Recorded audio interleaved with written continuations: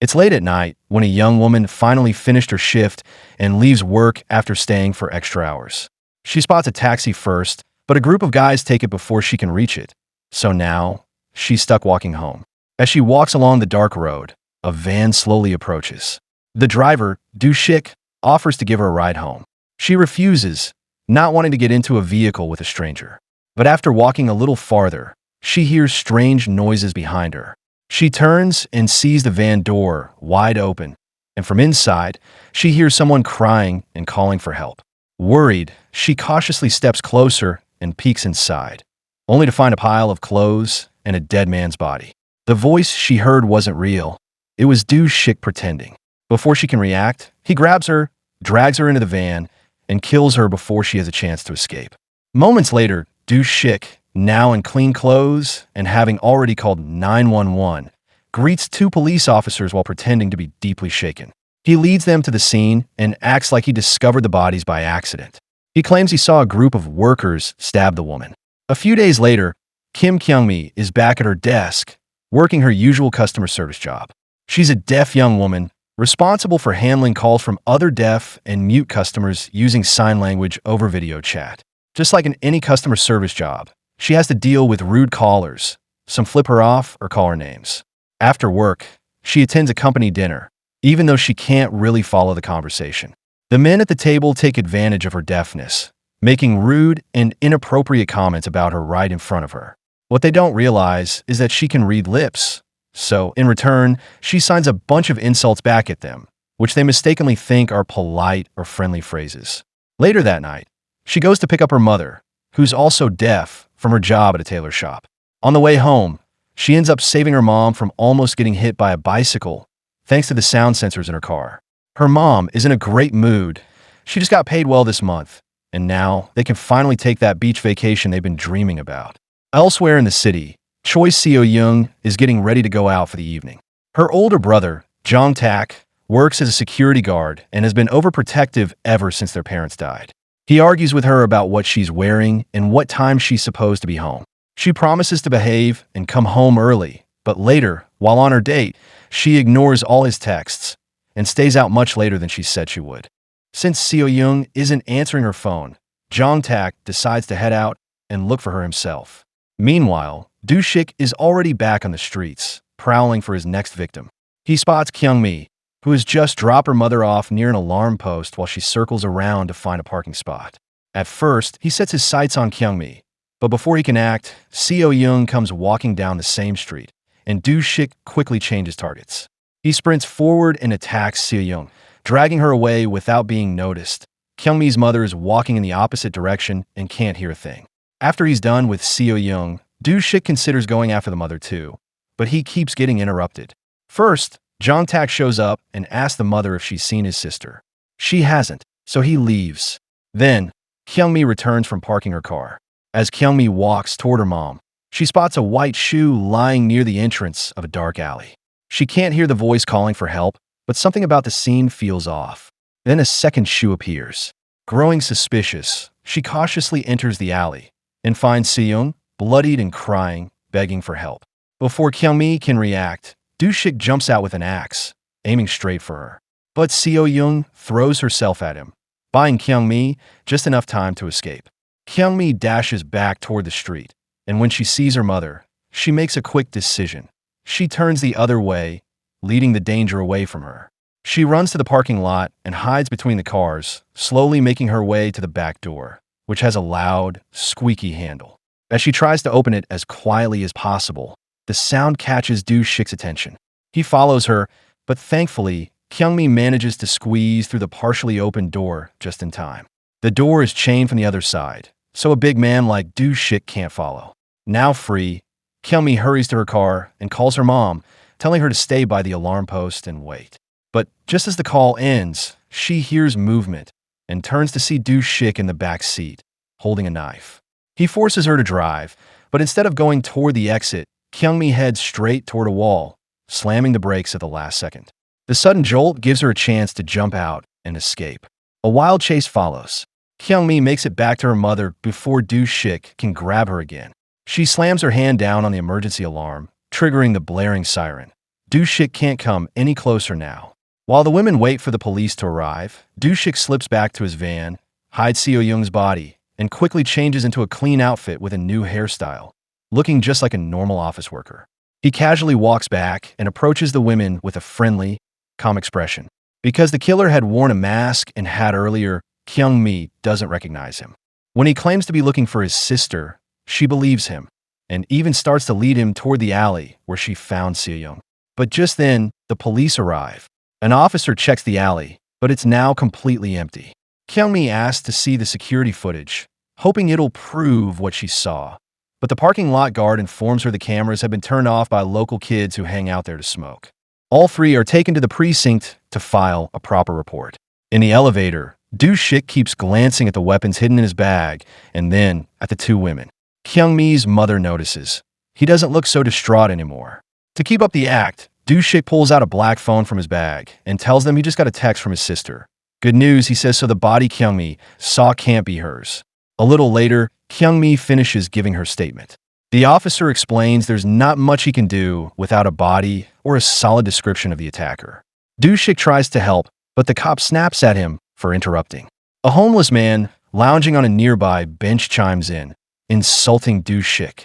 Seeing an opening, Do-shik walks to the water cooler. While grabbing a paper cup, he quietly insults the homeless man so the officer won't hear. The hobo lunges at him. In the scuffle, Do-shik drops a white phone on the floor, which the mother quickly scoops up. The cop drags the homeless man away to another room. Do-shik retrieves the white phone and then stands beside Kyung-mi, pretending to read her statement. Really, he's checking her personal info. The mother signs to Kyung-mi that it's odd he carries two different phones. Do-shik notices them signing and demands to know what they're talking about. Kyung-mi calmly writes nothing on a pad. Do-shik steps closer to the mother, rummaging through the weapons in his bag, deciding what to do. Just then, another officer walks in with Jong-tak, who's here to report his missing sister. The cop asks Jong-tak to show the photo to everyone because the description matches Kyung-mi's account. Do-shik says he's never seen the girl, but Kyung-mi recognizes her right away and hands Jong-tak her statement. While Kyung-mi tries to add more details, the officer leaves to deal with the homeless man, who's trying to re-enter. Do-shik seizes the moment. He tells the mother not to move or he'll kill Kyung-mi. He opens his bag, flashes a knife, and steps toward the daughter. The mother slams her hand on a nearby desk, making a loud noise. Jong-tak spins around in time to block the knife, and the two men start fighting. The women dash into the hall and shout for help. During the struggle, Do-shik admits he hurt Seo-young, enraging Jong-tak even more. Jong-tak beats Do-shik down, presses the knife to his neck, and demands to know where his sister is, but the arriving officers break it up. To stop Jong-tak from hitting him again, Do-shik suddenly turns his own knife on himself, pressing the blade against his neck. He threatens to kill himself right there. If he dies, Jong-tak will never find out where his sister is. That makes Jong-tak freeze. Do-shik then grabs his phone and sends him a message with Seo-young's supposed location. But there's a catch. He tells Jong-tak he has to choose: help Kyung-mi or go save his sister.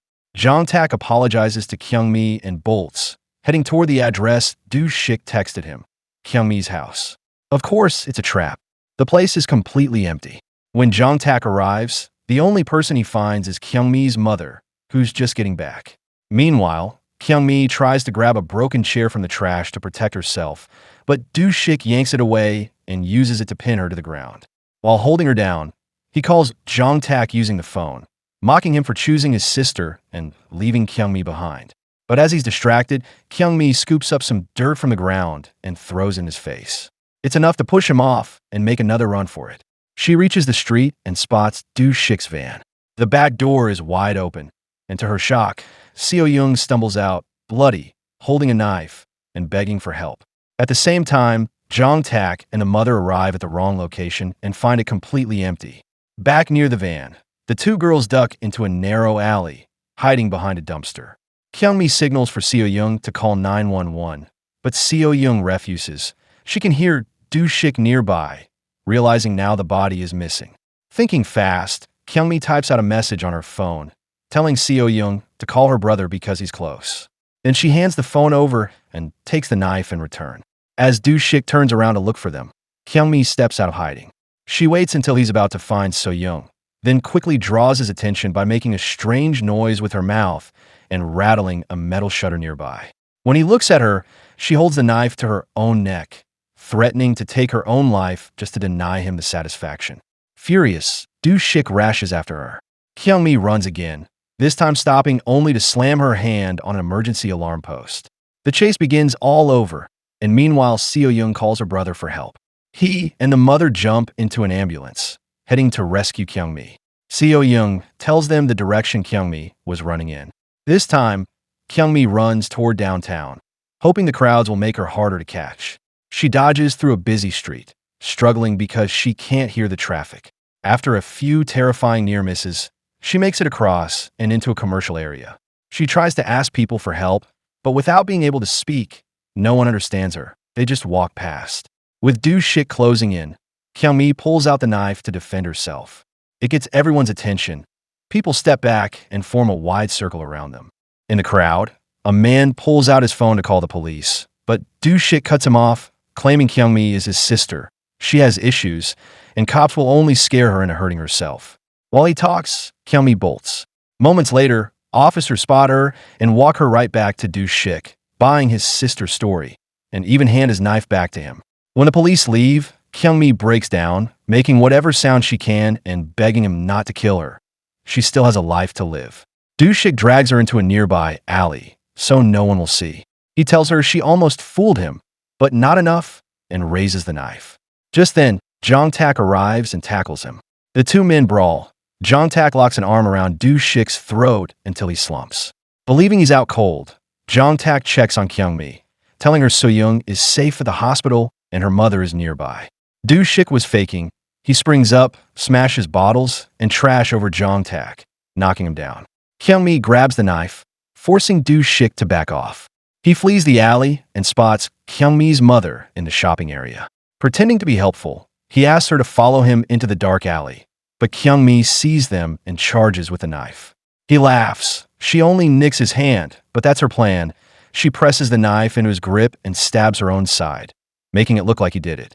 The crowd recoils and believes her, ignoring his protests. Police arrive, fire a warning shot, and order him to freeze. He keeps moving, so they shoot him twice in the torso. Still on his feet, he lunges again. Kyung-mi flips him off, goading him. As he staggers forward, Seo-young appears, tackles him to the pavement, and Do-shik finally dies. Days later, Kyung-mi and her mother head to the beach for the vacation they dreamed about. Seo-young and Jong-tak join them. After showing off the sign language they've been practicing, the four of them line up and take a photo together.